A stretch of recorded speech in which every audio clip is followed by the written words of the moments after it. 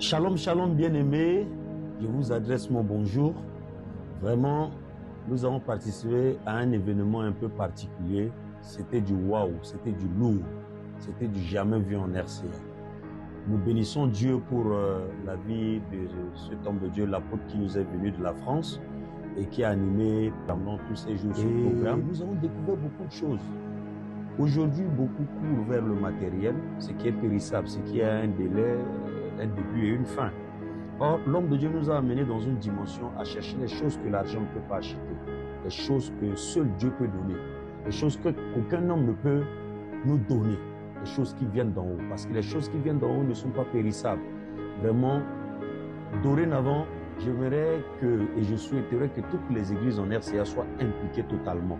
Et nous allons mettre les mains à la pâte afin que ce programme-là soit une réussite.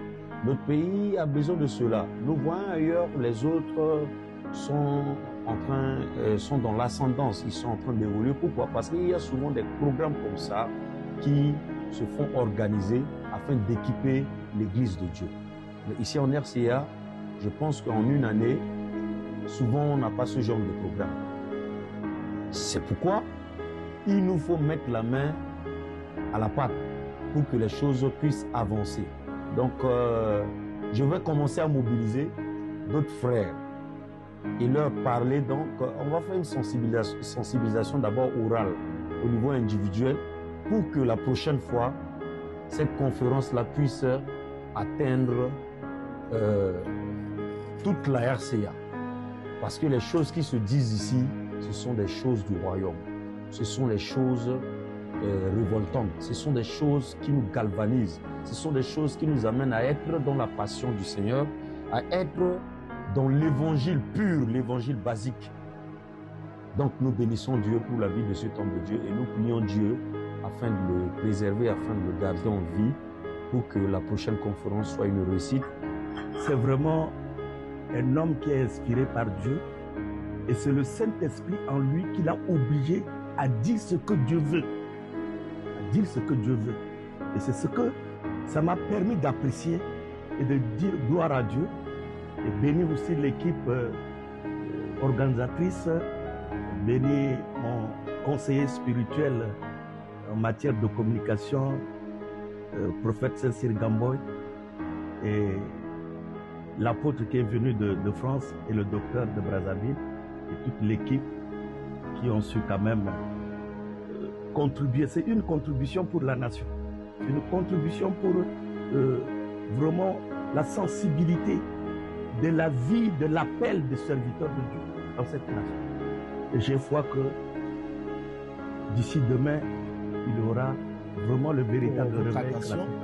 Je bénis le Seigneur pour ces 3 jours de conférence qui s'achèvent cet après-midi. C'était 3 jours de visitation, 3 jours de touchement, 3 jours de taillement, 3 jours comment on appelle, d'orientation dans l'œuvre de Dieu que nous avons connu à travers l'apôtre William. Nous bénissons vraiment le Seigneur pour ce jour et nous voulons beaucoup bénir le visionnaire de l'église El Shammah, en l'occurrence le prophète Saint-Cyr Gamboy. Nous avons été touchés par le thème le serviteur de Dieu face à l'être et la voix.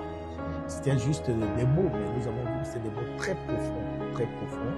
Et je bénis le Seigneur parce que nous avons compris que si nous étions concentrés rien que sur la voix et sans travailler sur l'être, nous irons à la dérive et nous irons manger les pains des Moabites, ce qui allait nous causer beaucoup de dégâts. Et aujourd'hui, je crois que tous ceux qui ont participé à cette conférence ont compris la gravité d'aller manger les pains de Moabit. Et puis nous avons béni le Seigneur pour ça. Nous avons béni beaucoup le Seigneur parce que tous les hommes de Dieu, ces troisième jour, ont été touchés. Nous avons été touchés au plus profond de nous-mêmes.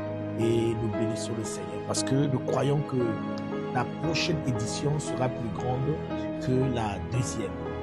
Et le souhait de tous les hommes de Dieu est que nous puissions vraiment sortir et peut-être tout le corps de Christ en Centrafrique soit touché par ce message. Et je veux seulement lui dire que l'apôtre William, la RCA encore besoin de nous. Tant qu'il reste à faire, rien n'est encore fait. Que Dieu te garde, que Dieu suscite les hommes d'affaires, les professionnels, que Dieu suscite les gens de l'Est, de l'Ouest, du Nord au Sud pour soutenir cette vision.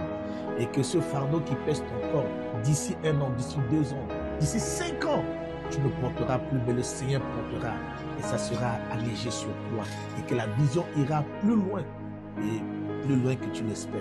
Que Dieu te bénisse.